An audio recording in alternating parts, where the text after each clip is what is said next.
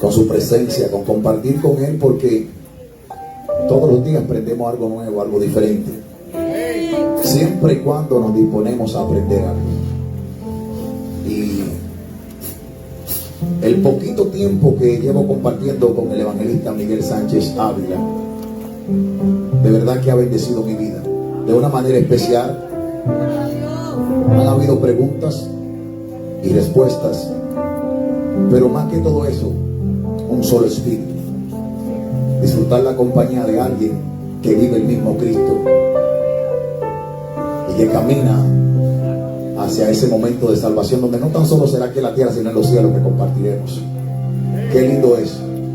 Yo le pido a la iglesia que preste atención, porque de verdad Dios ha depositado en él un don maravilloso de impartir una palabra con un bello desglosamiento para poderle entender. Así que sin más preámbulos, el evangelista Miguel Sánchez Ávila. Denle un aplauso al Señor, la gloria de Dios. Dios te bendiga.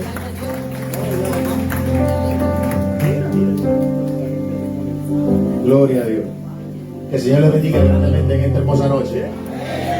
Aleluya. Bueno, de verdad que estamos aquí, sentimos la bendición del Señor. Para nosotros, verdad, es más que un placer el estar acá para compartir e impartir la palabra, y sabemos que esta palabra va a ser de gran bendición.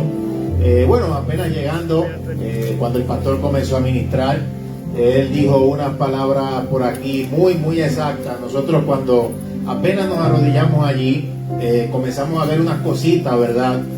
Yo me recuerdo hace un tiempo cuando estuvimos predicando en un lugar llamado Huamachuco, Perú, fue como para el año 2007.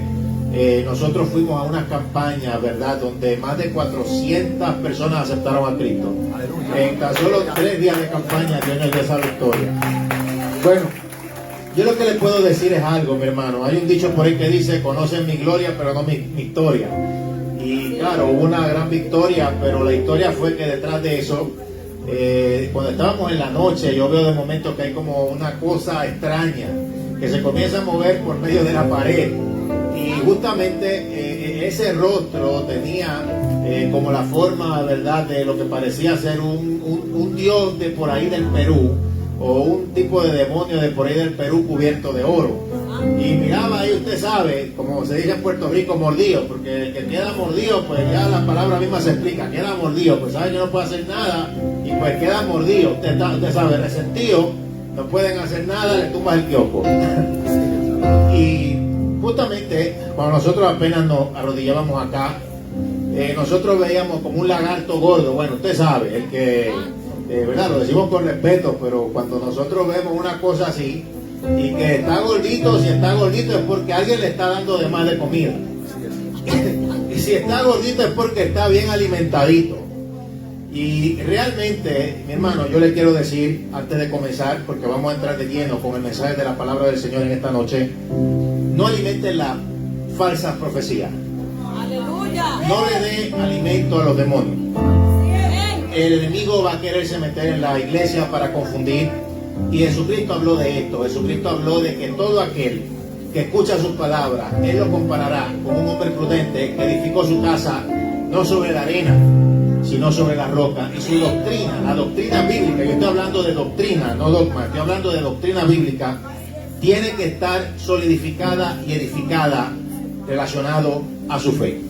Vamos a ponernos en pie solamente unos minutos, o un minutito rapidito, y yo le voy a pedir a usted que usted levante su mano ahí en señal de adoración, en señal de exaltación, y vamos a pedirle al Señor que tome el control, que tome el dominio de la palabra que va a ser predicada en esta hora. Yo no conozco la vida de cada cual, Dios es el que comienza a revelar a las cosas a las cuales uno se va a enfrentar. Eso es cuando Él le place, cuando Él lo mueve, cuando Él sabe que hay situaciones a las cuales, verdad, Él quiere que nosotros oremos, expongamos la palabra. Ya Dios, con anticipación, Dios le ha expuesto al predicador. O sea, no es que el pastor dijo, no es que me vinieron y me dijeron, es que son las cosas que Dios muestra. Esa mano levantada ahí representa total abertura al Espíritu Santo para que Él le ministre a través de esta palabra. Vamos a tocar la palabra a profundidad. Vamos a hablar sobre el tema bíblico del arrebatamiento, que va a ser justamente el fin de la dispensación de la gracia cuando suceda esa profecía bíblica. Lo vamos a probar durante toda esta campaña, porque si yo solamente hablo de ese tema, hay tela para cortar y tela bien larga. tiene que ver y se enlaza con las profecías bíblicas, se enlaza con la cultura judía, se enlaza con muchas cosas que el Señor nos ha dado de forma evidente que viene un arrebatamiento. ¡Aleluya! Y que la iglesia no pasará por la gran tribulación.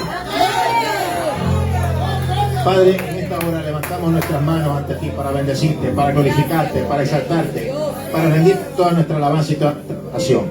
Señor, bendice en el nombre de Jesús, Señor, a esta iglesia, bendice al pastor, a los pastores, a su hija, Señor, a los hermanos, los adoradores, los músicos, los ujieres, los intercesores, intercesoras, los guerreros, guerreras de oración, todos aquellos que están aquí, Señor, y yo te pido en esta hora que a través de esta palabra tú ministres, Señor.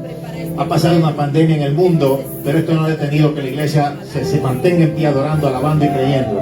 Esto no ha detenido que los mensajes sigan, Señor, diseminándose el mensaje con la verdad que solamente hace libre. Gracias por tu misericordia. Gracias por tu amor. No, si va a aplaudir, apláudale fuerte al Señor. Eso es para el Señor. Gloria a Dios. Si deje su Biblia abierta, siéntese ahí, descanse. Yo sé que ha estado, ¿verdad?, allí por un tiempito. Así que habla su Biblia ahí en Mateo capítulo 24. Eso es verdad de lo que vamos a hablar justamente en esta noche, y vamos a estar explicando en el caso de la Biblia, en el caso de la historia. Vamos a hablar también en el caso, ¿verdad?, de la cultura judía, y vamos a estar hablando de una profecía que se enlaza con todo esto que el mismo Señor Jesucristo habló sobre el caso, una profecía muy conocida llamada la semana 70 de Daniel, donde esta profecía se divide justamente en tres fases. Dos de ellas que se han cumplido y una que falta por cumplir de 7 años corridos, donde va a ser, y teológicamente se conoce como el caso de tribulación y gran tribulación, dividida en 3 años y medio para un total de 7.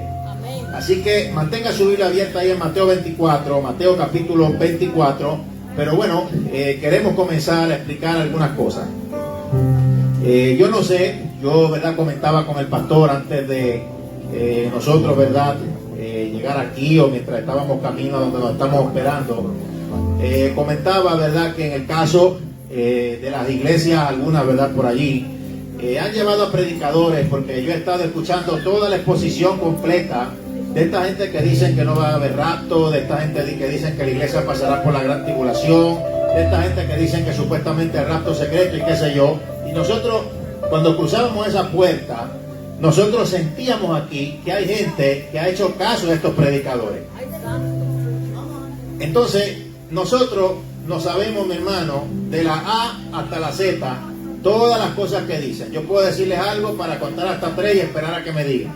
Inmediatamente les hablamos. Yo quiero, en el contexto de Mateo capítulo 24, hablar lo que significa el caso de las profecías bíblicas y qué es lo que tiene o qué es lo que dicen en su totalidad. Amén. Ok, primero que nada, vamos a entender algo. Esto del evangelio no se trata de que unos son, como dicen, unitarios, trinitarios o sin salario. O que otros dicen, no, que unos creen que otros son dispensacionalistas o qué sé yo. Yo les voy a explicar, no se trata de lo que se diga o no se diga, se trata de lo que la Biblia dice. Amén. Nosotros, como creyentes, sabemos que nuestro Dios es parte de una Trinidad. Padre, Hijo y Espíritu Santo, y nosotros, hechos a imagen y semejanza de Dios, somos un ser, digámoslo de esta forma, tripartito, espiritual, mi cuerpo. Entonces, para muchos teólogos, el comienzo del tiempo comienza cuando en Génesis capítulo 1, versículo 1, se dice que en el principio creó Dios los cielos y la tierra. La cosa aquí, pues, que nosotros podemos ver, para estudiar un poquito de esto, es que esta cielos y tierra, o este cielos y tierra del capítulo 1 en el versículo 1 de Génesis, no es el mismo cielo y tierra que continúa con la creación del hombre. Esto es lo que hace el Señor. Lo que hace el Señor con el caso de la creación es una restauración de un caos que sucedió. Yo le voy a preguntar a usted, ¿Dios acaso crea y hace las cosas de forma desordenada y vacía? No. ¿Nuestro Dios es un Dios desordenado? No. ¿Qué fue lo primero que hizo Jesucristo cuando resucitó? Dobló la ropita que dejó ahí, ¿verdad? Aleluya. Pues hasta en eso se nos dice que Dios es ordenado. No la dejó ni tirada, ni siquiera le dijo al ángel, ve y dobla, él la dobló. Bendito Santo. Entonces te habla de que la rebelión de Lucifer causó terrible estrago en este mundo y en diferentes planetas, que está probado astronómicamente el caos que hubo. Ya la Biblia te está diciendo, en el principio creó Dios los cielos y la tierra, ya la tierra estaba creada. Pero pasó, digámoslo así, un cierto periodo en el cual la tierra fue desordenada y vacía, y fue por la rebelión de Lucifer, con una tercera parte de ángeles del cielo. Mire, en Apocalipsis capítulo 12 se sabe allí que eran una tercera parte de los ángeles del cielo que se rebelaron, porque el capítulo 12 de lo que va a pasar proféticamente en los días de la gran tribulación te revela que esos días que pasaron en ese tiempo, cuando fue la primera rebelión, volverán a acontecer cuando el anticristo esté aquí levantado en la tierra. Los huestes malignas tratarán de tomar el cielo por la fuerza de nuevo, y al diablo le meten la patada con los ángeles caídos y caen sobre la tierra. O sea que todo ese conglomerado de lo que Pablo vio, porque la Biblia se nos dice que él mismo testificó de haber sido llevado al tercer cielo, cuando Pablo va regresando y va bajando por lo que se conoce como el segundo cielo o el espacio exterior, él ve todo este montón, digámoslo así, de conglomerado del reino de las tinieblas. ¿Cuál? Principados, potestades, gobernadores de las tinieblas de este siglo. Y en el griego, gobernadores de las tinieblas de este siglo significa cosmocráteros, en la palabra griega. Esa es la definición que él le da. Quiere decir que en la primera rebelión, estos fueron los seres causantes de los grandes problemas, digámoslo así, en el caso del universo, y también en la misma tierra, que la puso vacía y desordenada. Entonces, a lo que queremos llegar es que algunos teólogos dicen que supuestamente en la creación fue que comenzó el factor tiempo. Otros, por lo menos en el caso de yo estoy más de acuerdo en decir que eso que sucedió en la primera rebelión se le llamó la primera eternidad, y que el factor tiempo comenzó su conteo cuando Dios crea al hombre. O sea, realmente Dios sabía que todo esto iba a acontecer y a suceder, pero Dios no iba a detenerse de crear al hombre, ni de detenerse en hacer sus proyectos. O sea, realmente Dios no quiere robots, Dios quiere personas que le sirvan y le amen genuinamente en espíritu y en verdad. Entonces, esta tierra de Génesis capítulo 1, versículo 1, no es la misma tierra que después el Señor viene y restaura, porque Dios restaura una tierra que es desordenada y vacía por causa de la rebelión. Entonces comienza el caso del factor tiempo, y hay una manera que se usa para medir el tiempo en el caso de las profecías. Esto se llama dispensaciones, revelaciones progresivas de parte de Dios a la humanidad, que tienen que ver con formas o maneras de ser diferentes o distintas. Alguna gente por ahí, bueno, yo escuché a un pastor una vez predicando que supuestamente el español, el francés, que eso salió en la Torre de Babel. No, mi hermano, no salió en la Torre de Babel, porque el español es una evolución de otro idioma llamado el latín, que no existe en nuestros días. Del latín salen varios idiomas, que era, bueno, en el caso del latín, el idioma hablado por el Imperio Romano.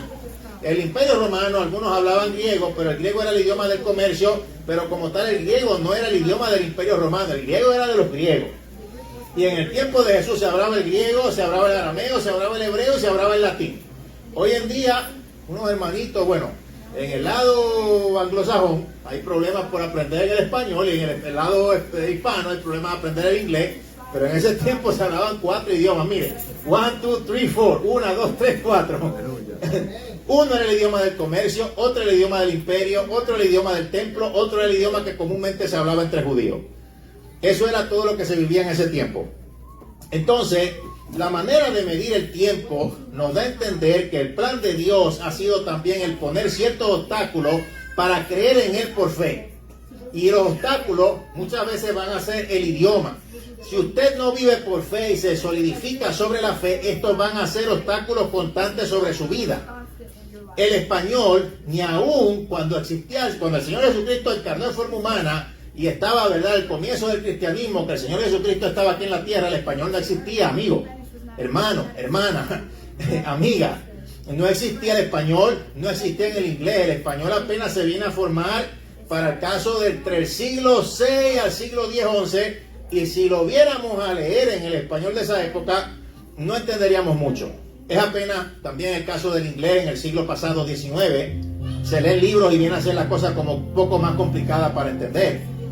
Entonces, los idiomas originales bíblicos hay que entenderlo.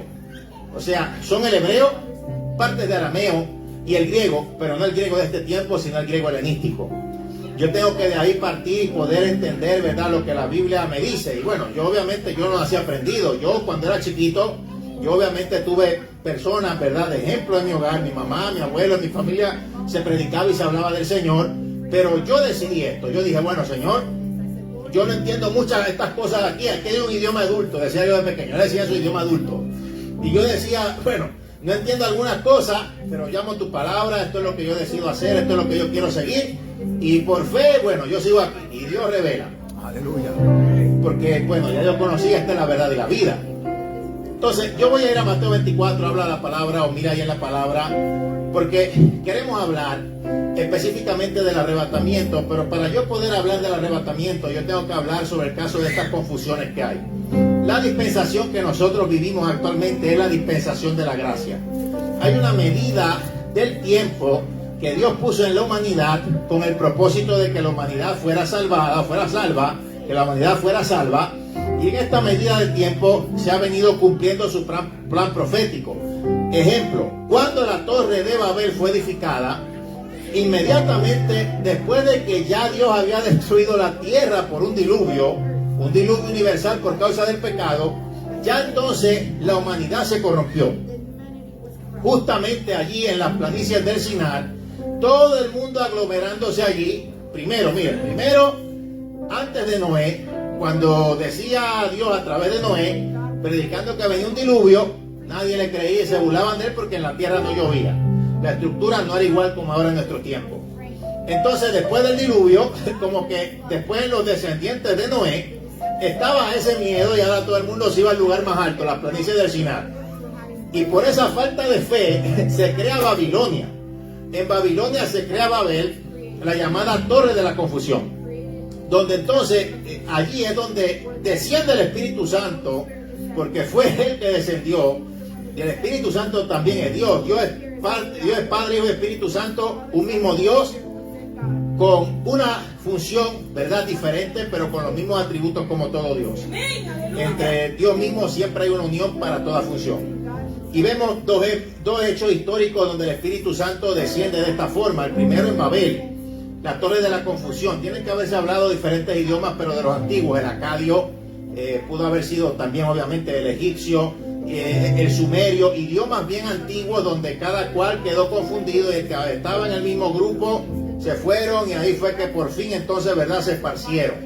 Entonces, ese lugar en Babilonia, en el Medio Oriente, es donde después del diluvio se le abre la puerta a los demonios. Bienvenido. Por eso hasta hoy en día ese lugar viene a ser geográficamente un punto estratégico del mismo enemigo y un conflicto de intereses, ¿verdad?, con el caso del diablo. Entonces, ese lugar, lo que comprende el Medio Oriente, va a ser testigo de una sangrienta tercera guerra mundial que nosotros conocemos, que se habla bíblicamente. Los discípulos vienen a Jesucristo y le preguntan cuándo han de ser estas cosas. Miren, las dispensaciones, vamos a solo mencionarlas por encima, son estas. La dispensación de la inocencia. Viene la creación, termina con el pecado del hombre. La dispensación de la conciencia. O sea, el caso es aquí la era de la determinación humana, donde el ser humano se corrompe a un nivel inimaginable. Que el Señor tiene que raer todo con un diluvio, y además de que, bueno, existen los cambios, que antes no llovía, después sí, vienen ciertas sanciones donde la edad de vida, la edad o el promedio de vida de la persona baja drásticamente. Antes vivían 800, 900, Noé vivió 900 años, pero ya había nacido antes del diluvio.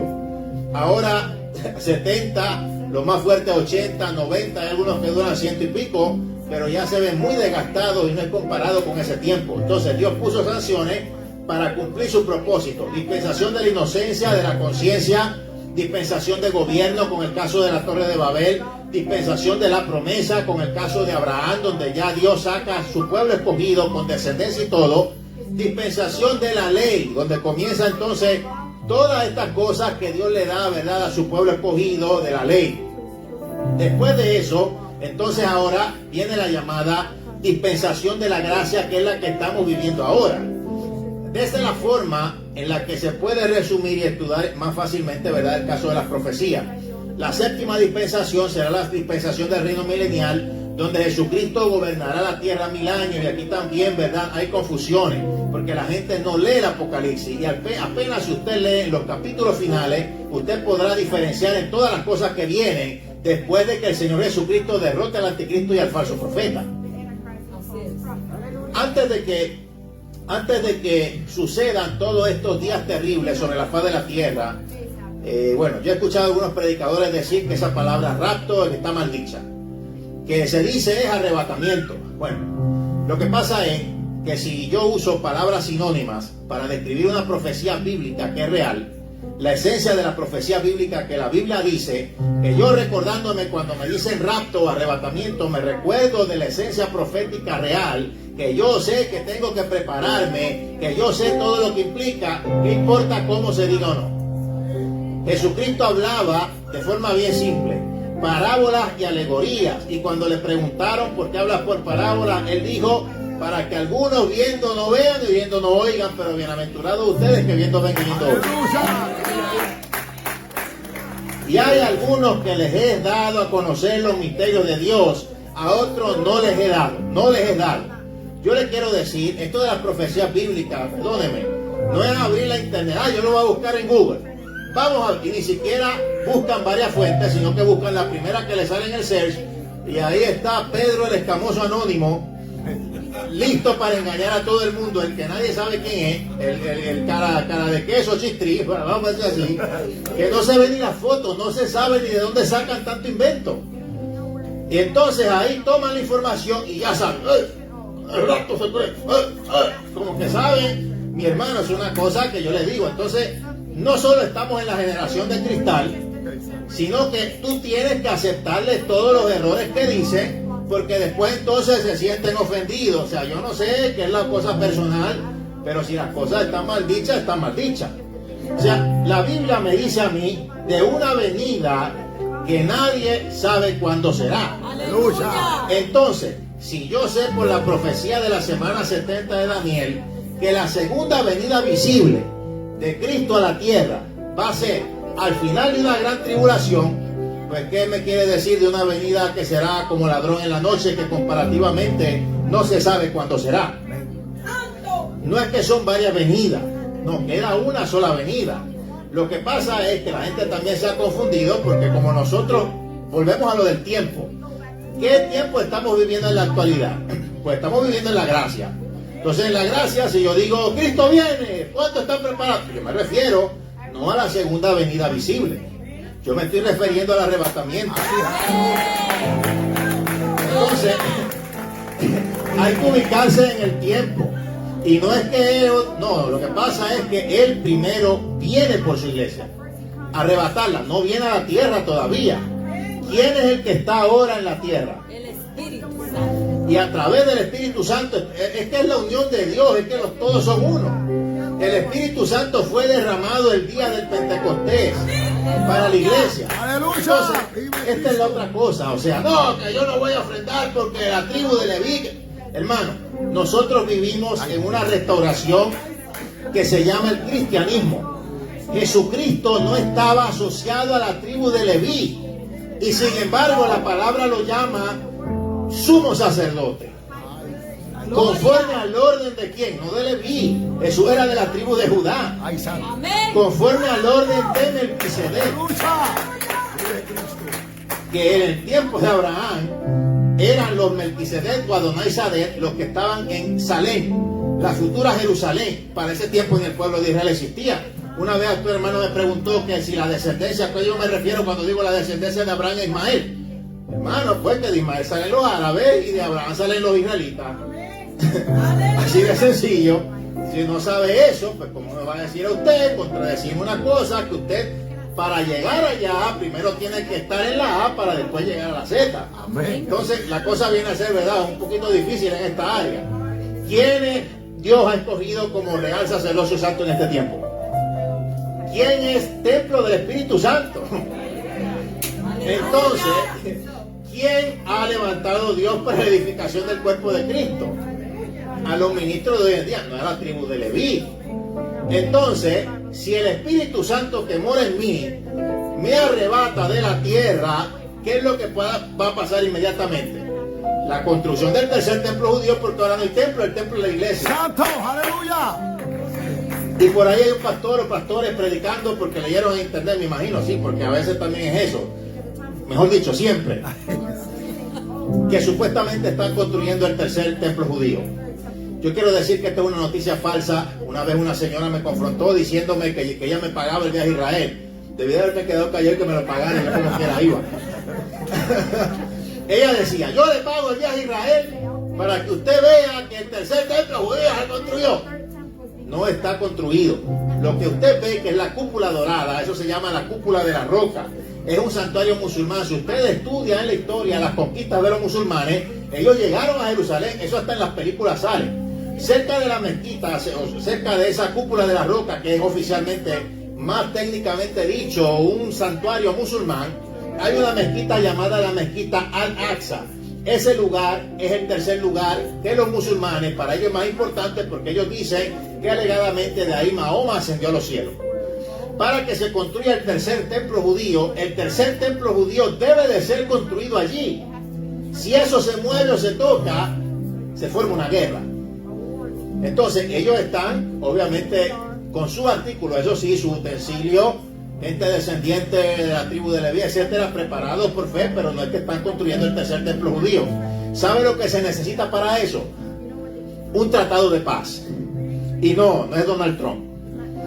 Aunque hubo paz, que él pues logró cierta paz con países árabes, pero para hallar una paz para que se construya el tercer templo judío, y si se estuviera construyendo el tercer templo judío, déjame para no jalarme los pelos, si se estuviera construyendo el tercer templo judío, usted sabe toda la cobertura histórica que estuvieran haciendo todos los medios de comunicación y televisión a nivel internacional, sería algo histórico, sin precedente. Esa es la paz que va a traer el anticristo para que eso sea posible. El anticristo va a surgir como, entre comillas, un amigo, bien pro judío, bien pro Israel, porque a él le va a convenir que construyan ese templo, porque en ese templo él va a hacer algo. Vámonos a Mateo 24.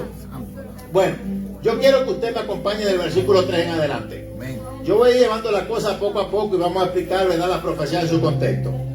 Dice así: y estando él sentado en el monte de los olivos, los discípulos se le acercaron aparte diciendo, bueno, dinos cuándo serán estas cosas y qué señal habrá de tu venida y del fin del siglo. Entonces dice, respondiendo Jesús le dijo, mirad que nadie os engañe, porque vendrán en mi nombre diciendo yo soy el Cristo y muchos engañarán. O sea, ya el Señor Jesucristo advirtió de los falsos profetas y es lo que nosotros vemos creciendo una y otra vez. Antes de decir todo esto, ya le había dicho, ven ese segundo templo que está allí, porque para su época existía el segundo templo judío. Ese templo judío no era idéntico como el que se levantó en los tiempos, que se empezó a levantar para los tiempos de Nehemías. Herodes había ampliado ese templo en un esfuerzo para él mismo exaltarse y para sentir aceptación o recibir la aceptación de los mismos judíos. Entonces, ese templo, cuando le dijeron, mira qué fastuoso, qué elegante, Jesús dijo, tú ves ese templo que está ahí, no quedará piedra sobre piedra que no sea destruido.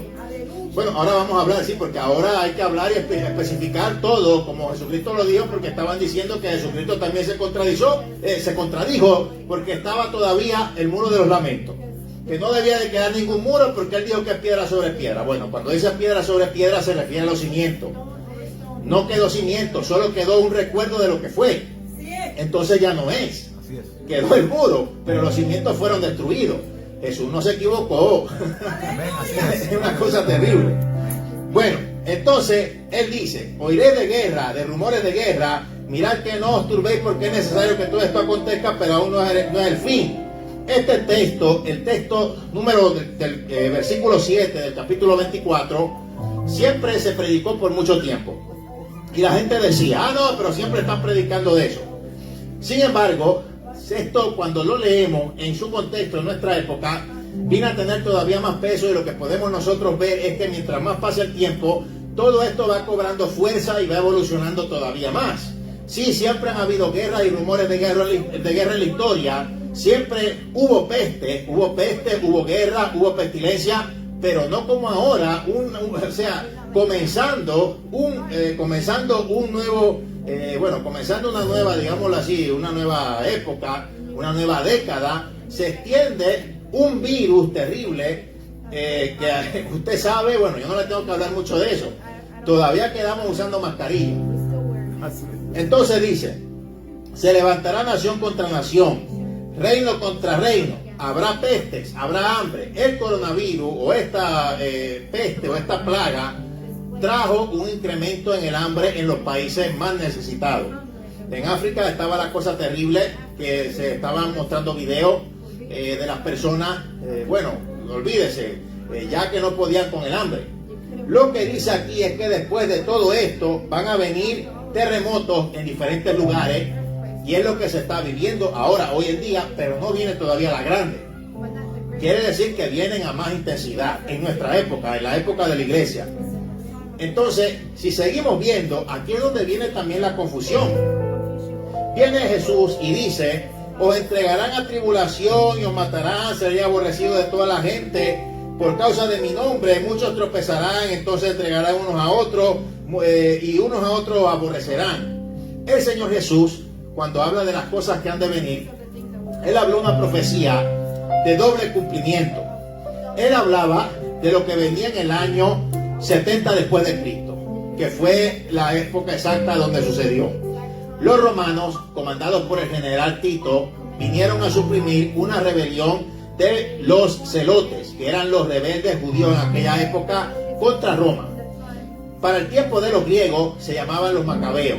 Para el tiempo de Jesucristo se llamaban los celotes. O sea, los macabeos fueron contra los griegos, los celotes contra los romanos.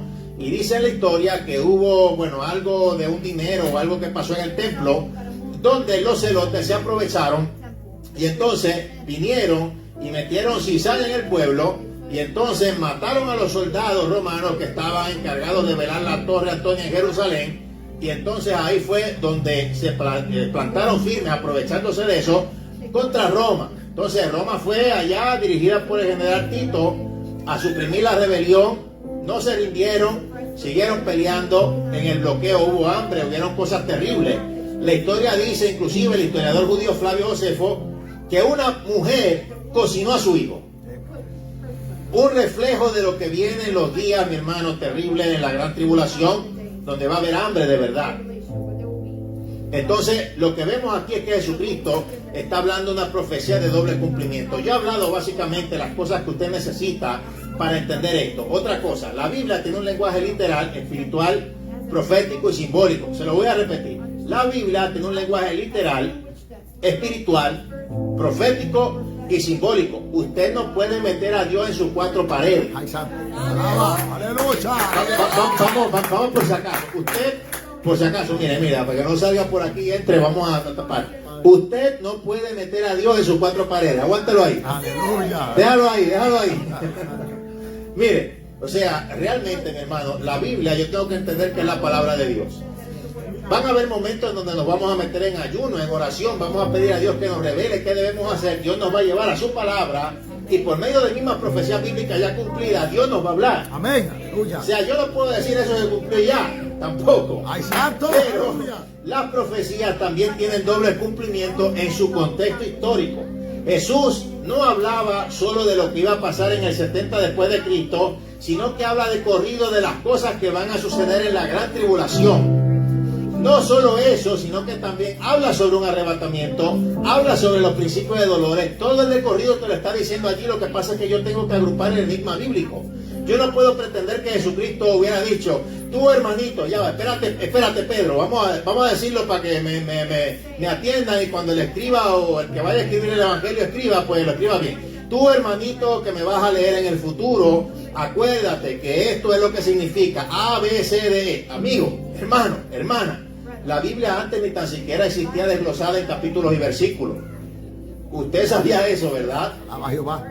Eso fue un tiempo después, mucho tiempo después, que la Biblia fue puesta en capítulos y versículos para que entonces se pudieran hacer los estudios, se pudiera hacer referencia inmediata, pero la Biblia antes estaba dividida en papiros y pergaminos y estaba escrita de corrida. Bendito Dios.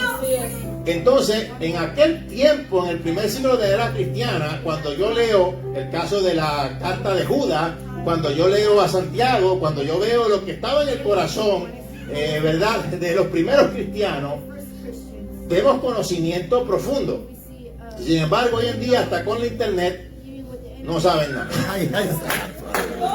Vive Cristo. Usted no puede pretender, y se lo decimos con respeto, escuchar, no, que lo dijo tal y tal. Ok, lo dijo, pero ¿cuántas veces al día usted lee la Biblia? ¿O cuántas veces o cuántas horas a la semana lee la Biblia? Aleluya. ¿Hace cuántos años que usted ayuna? ¿Hace cuánto que usted ayuna? ¿O cuánto es lo que usted ora? O sea, usted tiene que confirmar y pasar por la lupa bíblica todo lo que el predicador le diga.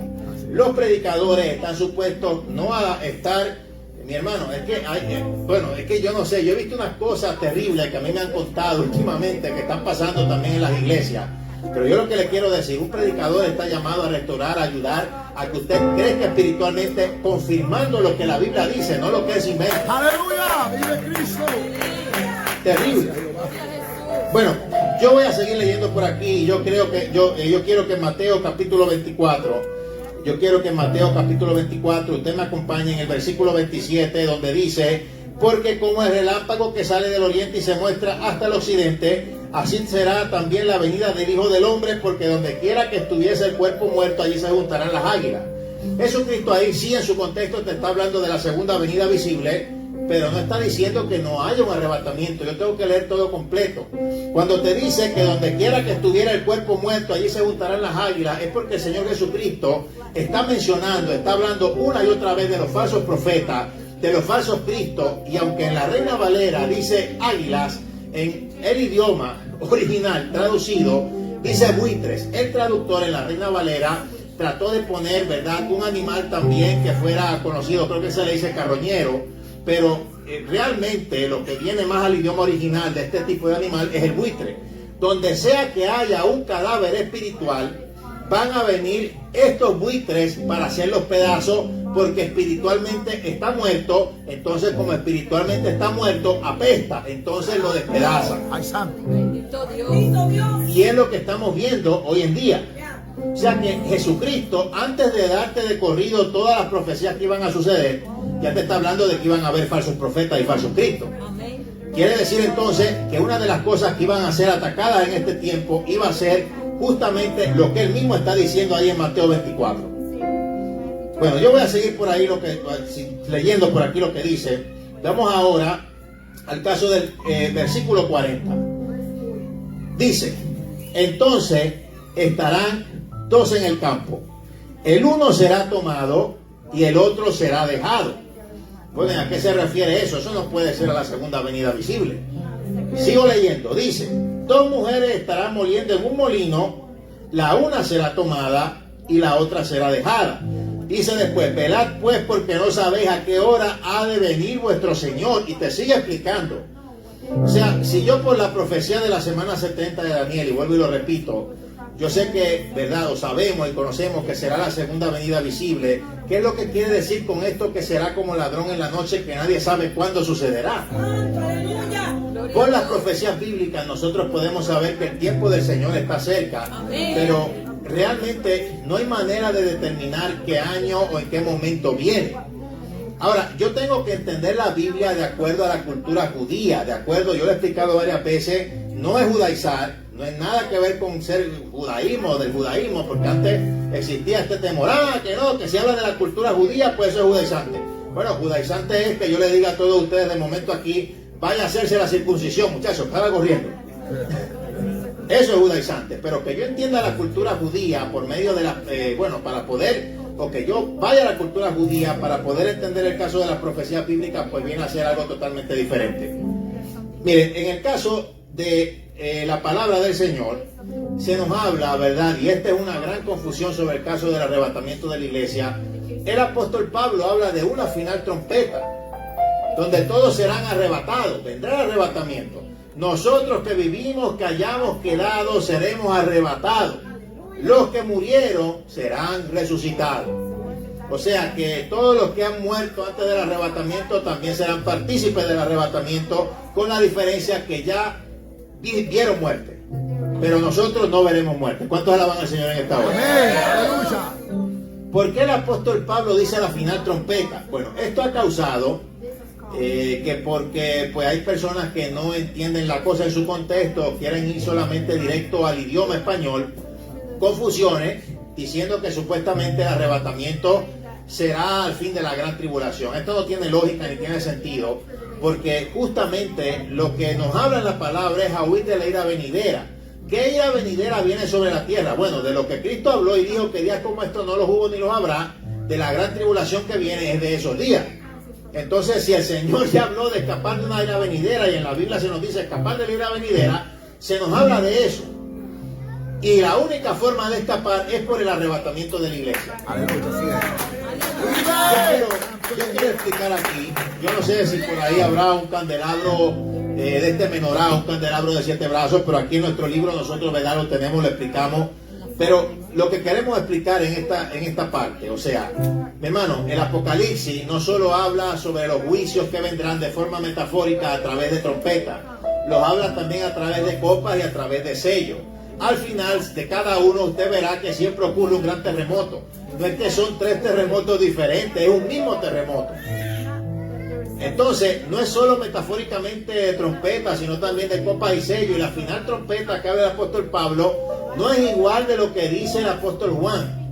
Yo tengo que leer gramaticalmente. Bueno, vamos a donde empezamos. Bueno, si usted va a Génesis capítulo 1, versículo 1, vamos de nuevo por ahí. Y vamos a leer y vamos a ver lo que dice la gramática. Bueno, por lo menos en el caso, ¿verdad?, de nuestro idioma, el idioma español. En el principio creó Dios los cielos y la tierra. Punto. Después entonces dice, y la tierra estaba desordenada y vacía, te habla, o sea, eso es un orden gramatical. Ahora, entendiendo ese orden gramatical, vámonos a 2 de Tesalonicenses capítulo 2, de lo mismo que dijo el apóstol Pablo. Por favor, acompáñenme ahí, bien importante, 2 de Tesalonicenses capítulo 2. Yo voy a ir a buscar, vamos ahí, ¿lo tiene por allí? Dígame si lo tiene, levante la mano. Mire lo que dice. Pero que, con respecto a qué, la venida de nuestro Señor Jesucristo, coma, y después cuál es la conjunción gramatical. Y dice, nuestra reunión con Él. O sea, no es lo mismo. Una cosa es la segunda venida visible, otra cosa es nuestra reunión con Él en el arrebatamiento de la iglesia. Ya el apóstol Pablo te lo está diciendo. Él sabía, él conocía, pero el Espíritu Santo lo inspiraba para que él hablara más sobre el caso del arrebatamiento. Aleluya. El mensaje en la iglesia primitiva era bien sencilla, que Jesucristo era el Mesías prometido, que así como lo mataron, que murió por nuestros pecados, resucitó, y así como se fue la primera vez, volverá con todo su poder y con toda su gloria. Amén. Pero antes de eso, entonces ya el Espíritu Santo comenzó también a revelarse que iba a haber una época terrible en la historia de la humanidad, que antes de la segunda venida visible iba a venir un arrebatamiento de la iglesia. Pero ¿cómo es eso de la final trompeta? Bueno, si nosotros nos vamos a la Biblia, yo para poder entender, porque es que todo lo que está en la Biblia está por una razón. Amén. Yo o sea, no está ahí, mi hermano, para que usted diga, no me gusta Deuteronomio, eso es aburrido. No me gusta Levítico, uy, vámonos mejor por ahí. Está por una razón. El Antiguo Testamento es el reflejo del Nuevo Testamento. Lo antiguo es el reflejo de lo nuevo. Lo que pasa es que en todo hay restauraciones. No, que la Biblia no cambia, que Dios es aquí, mañana es para los cielos de los cielos. Sí, pero ven acá. La Biblia vemos que sí cambia. Bueno, la mamá del profeta Samuel, estaba casada con un hombre que estaba casado a su vez con otra mujer. En esta época eso no es permitido. El apóstol Pablo dijo que a causa de las fornicaciones cada cual tenga su propia mujer. Usted puede tener una, pero antes era más de una. Entonces, ¿cambia o no cambia? Cambia. Aleluya. Bueno, la Biblia dice, Dios no cambia porque su naturaleza es perfecta, pero una cosa es Dios como ser perfecto, su naturaleza perfecta, y otra cosa es su trato hacia nosotros los seres humanos. el cual cambia. Yo no soy usted, usted no soy yo, todos somos diferentes, todos salimos de lugares diferentes. Lo que es más malo para uno, que le da ocasión de caer, para otro no. Hay gente que ha dicho, yo lo probé todo en el mundo, yo nunca estuve tampoco en el mundo. No es para decirme que yo soy el más santo, pero es para que usted vea que el trato no va a ser igual. Y ese también son los problemas que nosotros vemos hoy en día. Entonces, eso de la final trompeta, ¿qué tiene que ver?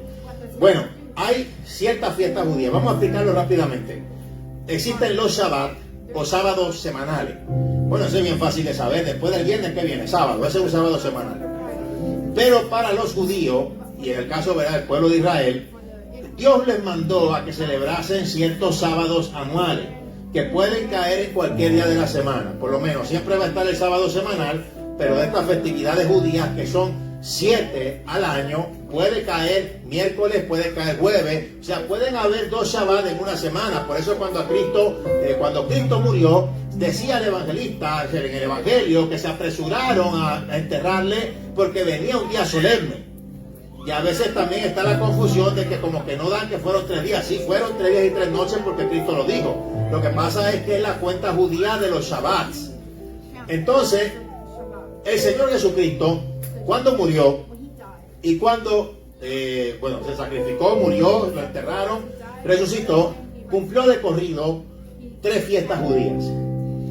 La fiesta de la Pascua, cuando murió. La fiesta de los panes sin levadura, cuando lo enterraron. Usted sabe que todo esto de la Pascua comenzó en el caso de Egipto. O sea, los israelitas, cuando salieron tan apresurados de Egipto que no les dio tiempo de leudar el pan. Ya había pasado la Pascua, donde usted sabe que el heridor, el ángel de la muerte o un ángel de la muerte, pasó y se llevó los primogénitos egipcios. No querían dejar a los israelitas ir y después le decían, lárguense, váyanse, que ahora nos van a matar a todos aquí.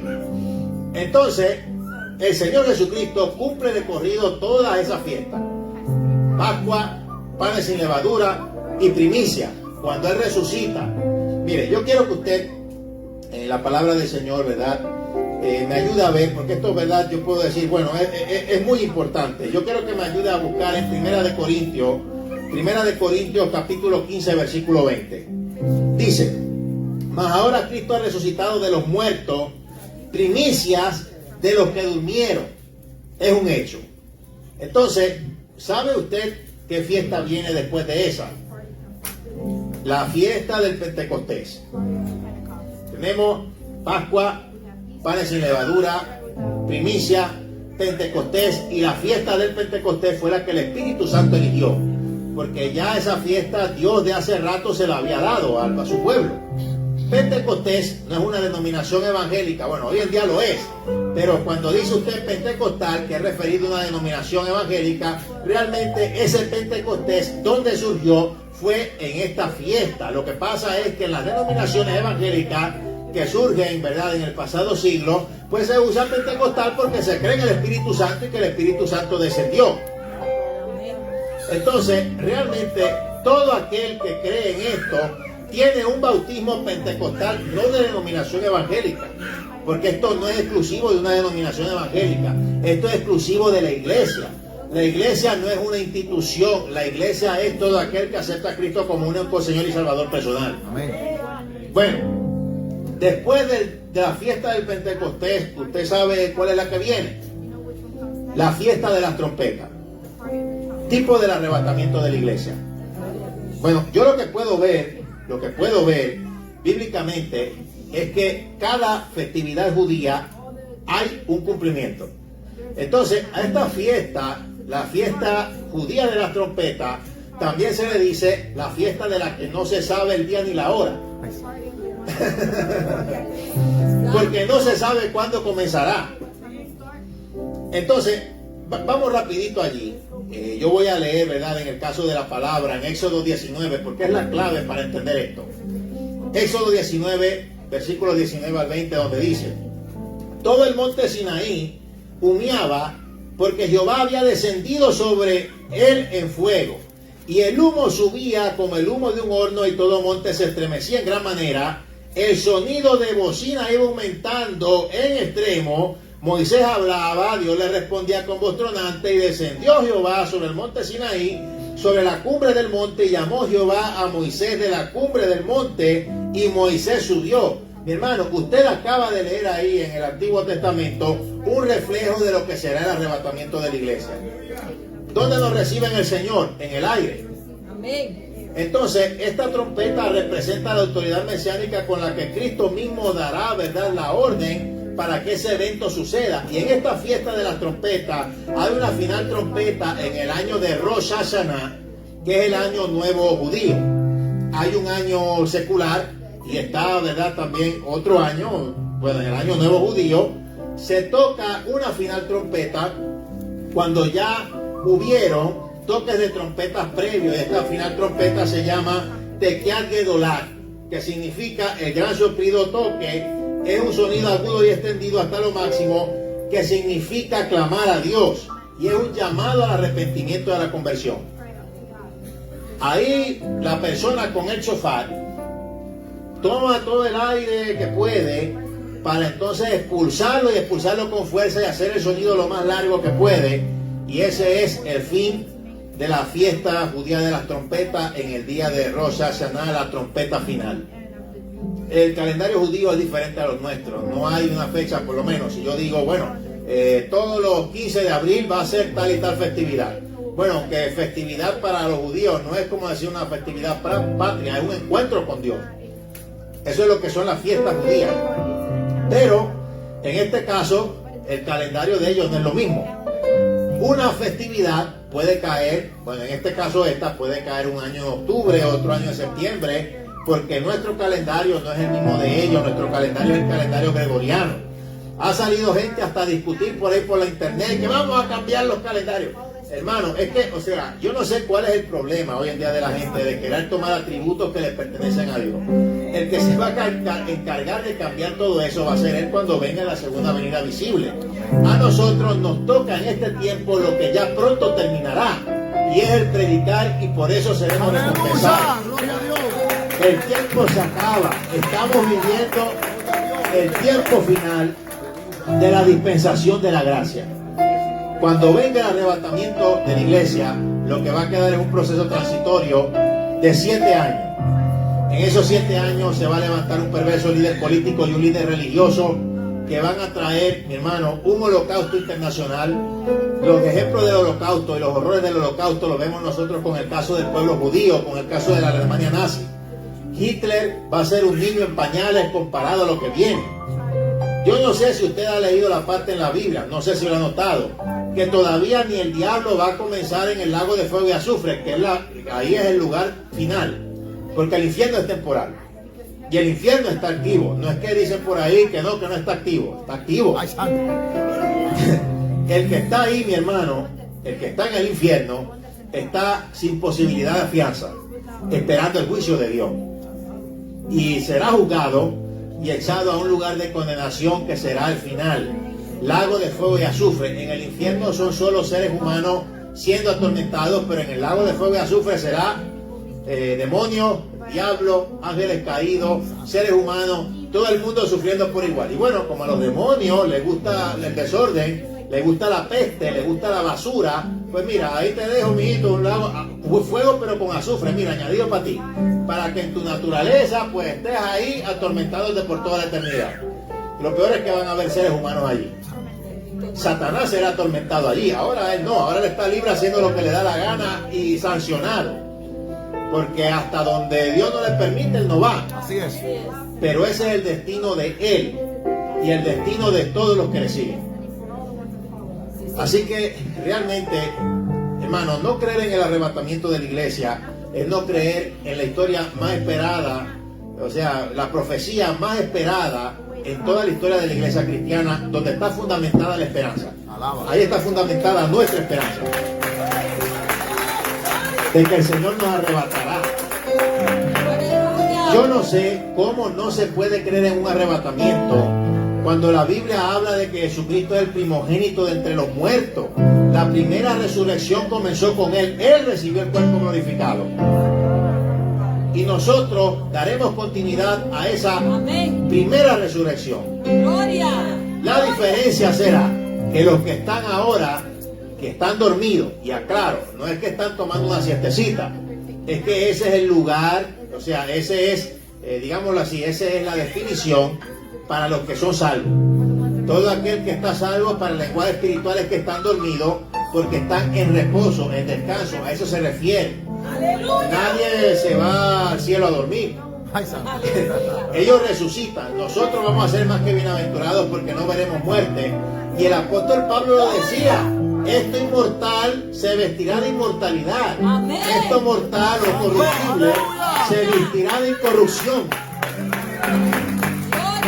Entonces, ¿cuál es la cosa de decir que no va a haber? Entonces, ¿cuál evangelio es el que creen? Porque realmente yo lo que veo es, no creen en el arrebatamiento, no creen en los dones, no creen que hay que ungir la casa, ya estaba uno por ahí negando que Jesucristo era Dios, no saben ni quién es Jesús. Usted sabía que Jesucristo es la forma visible de Dios. Amén. Entonces, ¿cuál es el evangelio que algunos tienen? Santo. Aleluya. Realmente ese tipo de evangelio, sin arrebatamiento, no es el tipo de evangelio del cual la Biblia me habla. Será su evangelio, será el evangelio del que el que no se lo sabe se lo inventa, pero realmente el evangelio completo es creer que antes de que vengan todos estos días seremos arrebatados. Es que hasta en la lógica bíblica, en la lógica de la profecía, en la cultura, en la historia judía, o sea, en la fiesta judía se nos habla, se nos dice, es la lógica. Vamos a ponernos de pie en esta hermosa noche. Y vamos a hacer un clamor. Para el que no crea en el arrebatamiento, pues no habrá arrebatamiento. Eso es así de sencillo. Pero para los que creamos habrá, y los que se queden van después a ver que se equivocaron, pero será muy tarde. Pero todavía no es tarde para usted. Mi consejo, yo estoy seguro que el pastor pues también le habrá aconsejado. Mi consejo: tenga cuidado con la gente que ustedes escuchan en el internet. Si usted va a escuchar a alguien en el internet, mire su biografía. ¿De dónde viene? ¿A qué iglesia va? ¿De qué ministerio salió?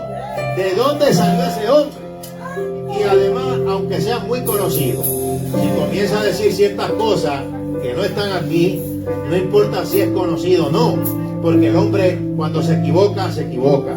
Lo único infalible está aquí, y para que la palabra predicada sea infalible, tienen que ser de acuerdo a como la dice aquí.